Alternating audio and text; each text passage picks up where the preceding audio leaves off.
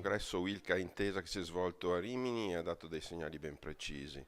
Intanto che il Veneto è la regione col numero di iscritti maggiore all'interno del gruppo Intesa San Paolo riferito alla Wilca. Siamo un gruppo di lavoro importante che ha visto triplicare il numero di segretari nella segreteria di gruppo, che ha visto aumentare il numero dei consiglieri nei vari consigli ISP e ISP gruppo, che dà comunque sostanza alla propria attività attraverso una fase di elaborazione politica sempre più attenta, che poi viene tradotta in azione anche di proselitismo sul territorio e la vicinanza agli iscritti. Ecco, sono tutti messaggi che noi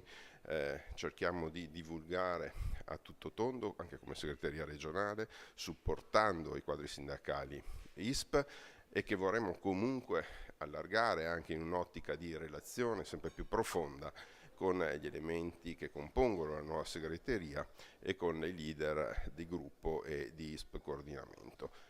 Noi ci impegniamo, ci mettiamo a disposizione per aiutare questa organizzazione a crescere, per dare dei puntelli ben precisi e anche dei riferimenti precisi che poi verranno tradotti in azioni politiche di tavolo.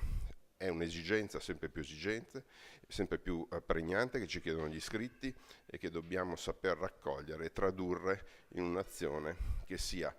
credibile, trasparente e soprattutto incisiva.